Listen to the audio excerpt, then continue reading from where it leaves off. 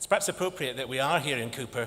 Cupar was the home of the Scottish Parliament in the 13th century. A few of you will probably be aware of that. Scotland, of course, has been in a political union since 1707, and it's that political union we need to change. We need to ensure that decisions are taken by those who care most about Scotland, not by a House of Commons with a small number of Scots MPs, whereas at present only one MP of the principal party of government is there, nor by unelected peers, not just by Lord Forsyth and Lord Robertson, but by hereditary peers like the Duke of Montrose, who in a debate on the Edinburgh Agreement in the House of Lords earlier this year, I thought I'd just read his contribution.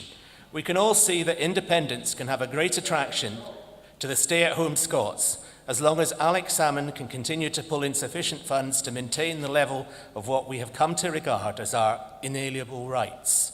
However, what can a vote for independence offer to our young people who are pursuing a career path in the corridors of power or in more widespread and influential businesses and marketplaces, or those who wish to establish business there?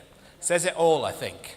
And it's the Duke of Montrose who's taking key decisions about Scotland, the decisions which are still reserved to Westminster.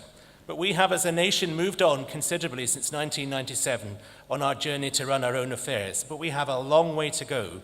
Just as the fight to obtain any kind of parliament was a hard and lengthy one, so we know that the fight for a yes vote will not be easily won. As Dennis Canavan has said, it's a marathon and not a sprint. But it's not about antagonism towards our friends south of the border. It's about building a new relationship, like the Norwegians and Swedes did after 1905, like the Czechs and Slovaks did after 1993. Scotland is a nation, despite attempts at various times to reduce us to a region of the UK. And as Murray Pittacus said, independence is not separation. It's about talking to ourselves and the world without going through an intermediary. There will, in my view, still be a partnership, a social union between Scotland and our friends across these islands. And just as the Republic of Ireland formed a new relationship with the remainder of the British Isles, remaining in a monetary union with sterling for nearly 60 years, so I believe with a yes vote, we too can form a new partnership with the rest of the UK, but a partnership based on political independence. Thousands of Scots have relations across these islands, including the Republic of Ireland. That example proves what most people around the world see as an obvious truth, that friendship and cooperation transcend borders. We want a Scotland built on fairness. We want a Scotland tackling the inequality that makes the UK the fourth most unequal society in the developed world. Earlier this year, I had to speak to some Norwegian lawyers about Scotland and independence. And when I spoke to them, and I said that some of our opponents see us like an iceberg floating towards Iceland and Ireland, some form of an arc of destitution, it was said, and that Scotland couldn't hack it on its own, they laughed because they knew it to be untrue. Norwegians know the value of small countries. For too long, our opponents have argued that small countries are at a disadvantage, and it's essential to have the security of Mother Britain around us. Tam Dael is quite clear about that. But across a range of indicators, small countries perform better than their larger counterparts. Of the world's 35 advanced economies, as defined by the IMF, 24 have populations of less than 20 million people. 7 of the top 10 countries in the OECD Life Satisfaction Index have populations of less than 10 million. Nearly 2/3 of nations holding a AAA credit rating, the one most valued by George Osborne, which influences the borrowing costs imposed on states by lenders, have populations of less than 10 million, including our neighbours Denmark, Sweden, Norway and Finland. Small economies are flexible. Although states like Ireland and Iceland were hit badly by the global recession, they are recovering at a faster pace than the UK. Others like Norway and Sweden were not nearly as affected by the crash in the first place. As a report last year by David Skilling of the government consultancy agency Landfell Strategies said, when he looked at the successfulness of small economies and looked at how small countries perform across a range of indicators, he concluded that small countries tend to be more equal, that they have an economic advantage over larger countries, and that they are governed in a more effective manner. Now let's talk about another myth. Opponents of independence assert that Scotland is better off financially in the UK, with the logical implication being that Scotland would be financially worse off as an independent country. Well, I think, as we all know by now, Scotland more than pays its way within the UK, and it's in a stronger financial position than the UK as a whole. With the magic words 8.4% of the population, we generate 9.9% of UK revenues and receive 9.3% of UK spending. That gap amounts to £824 for every man, woman and child. Scotland is running a budget deficit at the present time, and money is borrowed on our behalf. But our current budget deficit is lower than the UK, which is a deficit amounting to 6% of GDP as opposed to Scotland's 2.3%. And our net deficit is significantly lower than the average for the G8. For the last 30 years, Scotland's tax receipts have been higher than our spending rate, and that's something that's perhaps not very well known. So it's not something new, it's been around for 30 years. It's clear that Scotland can well afford to be an independent country. But ultimately, the economic success of a nation is dependent on the quality of government and economic management it receives.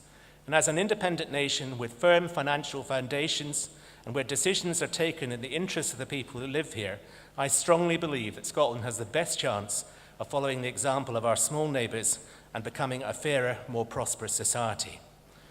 We also often hear that Scotland would lose all influence in the international sphere as an independent country, but far from having no influence, small nations have a huge part to play on the world stage.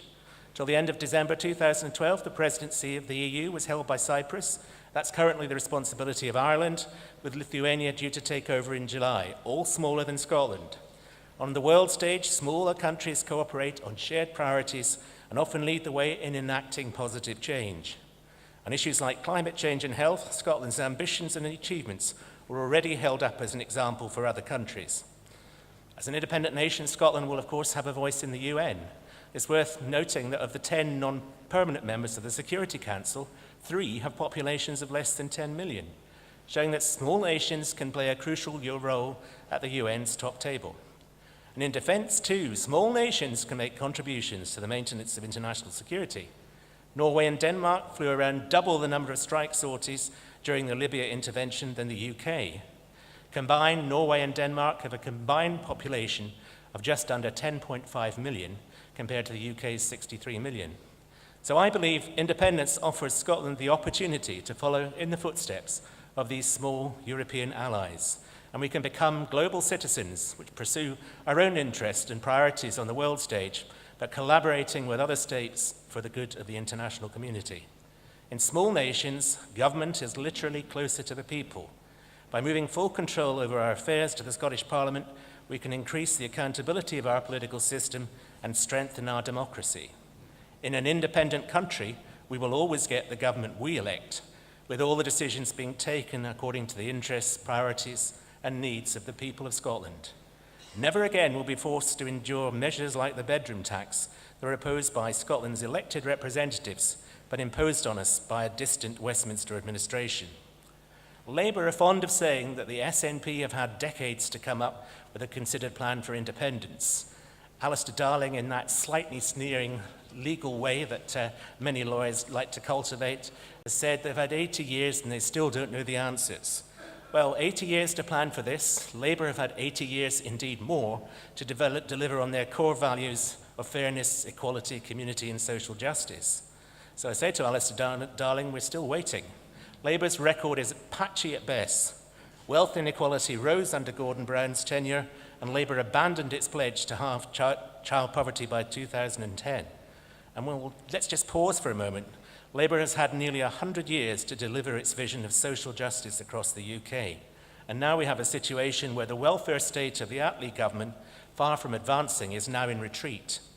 Yes, we have much more work to do to set out our stall. Yes, we've got more work to do on the detail of unfunded pensions, for example, on private schemes that cross borders. But one thing is for sure, that given the current Tory commitment to a European referendum, I think we'll hear a great deal less about Scotland's ministers visiting all 26 other member states to discuss EU membership, and a great deal less about the need for complete certainty on our position in the EU after a referendum. We know that the EU wants Scotland, and as John Bruton, the Irish Taoiseach, said yesterday, it's a pragmatic institution. So how do we achieve independence? How do we become the fairer, more prosperous and more democratic country that we all want to see?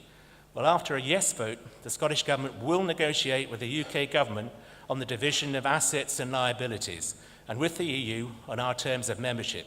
We will have from September 2004 until March 2016 to negotiate, a timescale that was described even by the UK's carefully selected experts as perfectly realistic. The No campaign suggested on the issues of sharing the currency, of our continued membership of the EU, and of the division of assets, the rest of the UK is going to make it as difficult for us as they possibly can.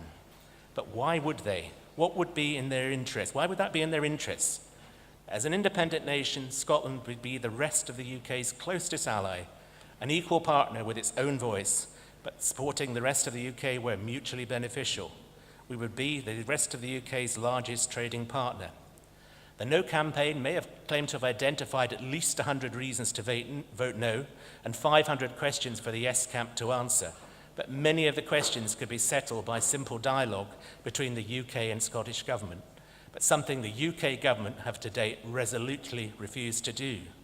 However, the UK government has already agreed to act in good faith and accept the result of the referendum in the Edinburgh Agreement.